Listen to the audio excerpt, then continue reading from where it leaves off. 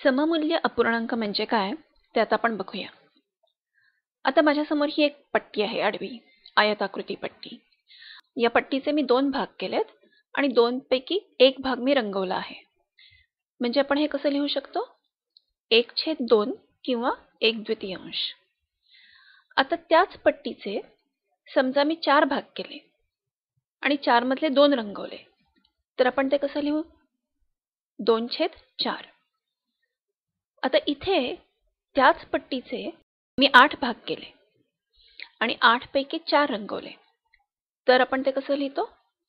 4/8.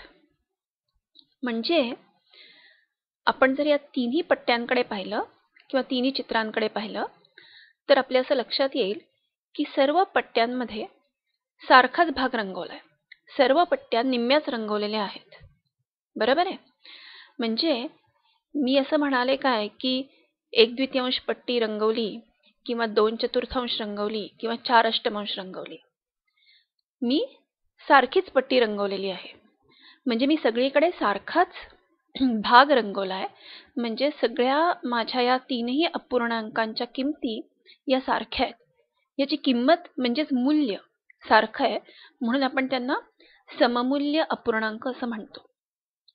सममूल्य म्हणजे काय? समान किंमत, सारखी किंमत आहे. आता आपण अजून एक उदाहरण पाहू.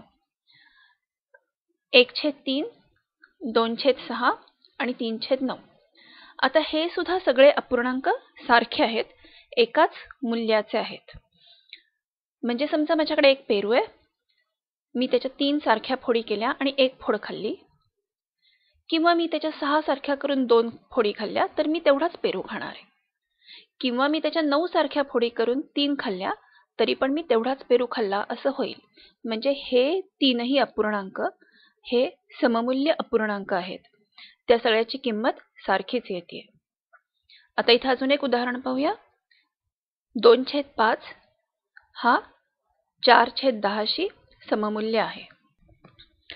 आता समजा माझ्याकडे एखादा अपूर्णांक आहे आणि मला त्या अपूर्णांकाचा सममूल्य अपूर्णांक शोधायचा आहे, तर आपण तो कसा शोधू शकतो?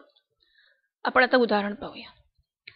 आता हा 1/2 हा माझा एक अपूर्णांक आहे आणि मी काय केलं की मी त्याच्या अंशाला आणि छेदाला दोन्हीला 2 नी गुणलं, तर मला काय मिळेल? तर मला मिळेल 2/4.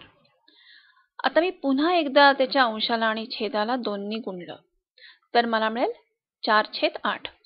आणि आपण आत्ताच पाहिलं की 1/2, 2/4 आणि 4/8 हे सगळे सममूल्य अपूर्णांक आहेत. म्हणजे मी अंशाला आणि छेदाला 2 नी गुणून मला त्याचे सममूल्य अपूर्णांक मिळू शकतात. आता इथे अजून एक उदाहरण आहे. समजा माझ्याकडे 1/3 आहे आणि त्याला मी अंशाला आणि छेदाला 2 नी गुणलं तर मला मिळेल 2/6, जो की माझा सममूल्य अपूर्णांक आहे. आता इथे मी फक्त 2 नी गुणून दाखवले, पण मी प्रत्यक्षात 10 नी सुद्धा गुणू शकते. म्हणजे 10 नी गुणलं तर काय येईल? 10/30. तर 10/30 हा सुद्धा 1/3चा सममूल्य अपूर्णांक आहे.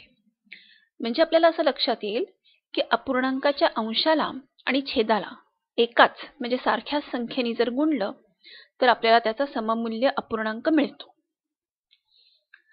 आता गुणल्यावर मिळतो, पण भागलं तर काय होईल? बघूया आपण. आता इथे हे उदाहरण आहे. इथे 4/10 याला अंशाला आणि छेदाला दोन्हीकडे 2 नी भागलं आहे. आता दोन्हीकडे 2 नी भागल्यावर आपल्याला काय मिळेल?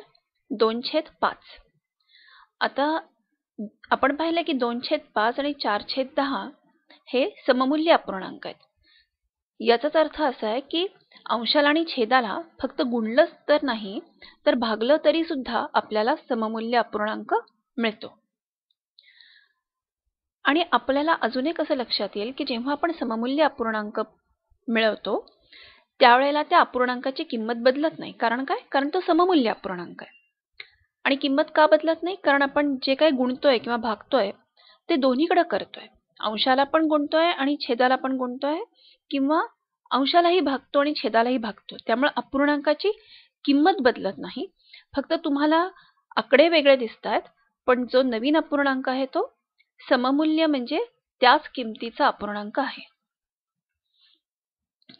आता आपण ह्याच्यानंतर बघणार आहोत की आपल्याकडे जर दोन अपूर्णांक असतील तर ते सममूल्य आहेत की नाही हे कसं ओळखायचं, याची कशी चाचणी करायची. तर आता हे 1/2 आणि 2/4 हे सममूल्य अपूर्णांक आहेत आपल्याला माहिती आहे. आता ह्याच्याकडे हे सिद्ध करायला काही चाचणी आहे का? तर आता आपण असं करूया की आपण 1/4 आणि 2/2 असा गुणाकार करूया. म्हणजे पहिल्याचा अंश आणि दुसऱ्याचा छेद याचा एक गुणाकार करायचा आणि पहिल्याचा छेद आणि दुसऱ्याचा अंश असा एक गुणाकार करायचा. आता आपल्या लक्षात येईल की हे दोन्ही गुणाकार सारखेच आहेत, त्या दोन्हीची किंमत समान आहे. आता या गुणाकाराला आपण असा फुलीसारखा गुणाकार सुद्धा म्हणू शकतो. तसा फुलीसारखा जो गुणाकार आहे जो मी एका रंगात दाखवलाय, 1 आणि 4 मी दोन्ही निळे दाखवलेत आणि दोन्ही 2 हे मी केशरी दाखवलेत, असा जर गुणाकार सारखा असेल तर ते अपूर्णांक हे सममूल्य अपूर्णांक असतात. आता आपण अजून एक उदाहरण पाहूया. 4/10 आणि 2/5. आता इथे असं तिरका जर गुणाकार करायचा झाला तर 4 × 5 4 × 20, 10 × 2 10 × 20. गुणाकार समान आहे म्हणजे हे दोन्ही सममूल्य अपूर्णांक आहेत. म्हणजेच आपण असं शिकलो की दोन अपूर्णांकांचा तिरका गुणाकार जर सारखा असेल, समान असेल तर ते सममूल्य अपूर्णांक असतात. आता आपण इथे उदाहरणात पाहिले हे छोटे अपूर्णांक होते, 1/2 आणि 4/10 वगैरे असे सोपे होते. पण आपल्याला या चाचणीचा कुठे उपयोग होईल, जेव्हा आपल्याकडे मोठे अपूर्णांक असतील. म्हणजे 16/80, 16/96 असे जर मोठे कुठले तरी अपूर्णांक असतील तर ते सममूल्य अपूर्णांक आहेत का नाही हे शोधायला आपण असा तिरका गुणाकार करू शकतो.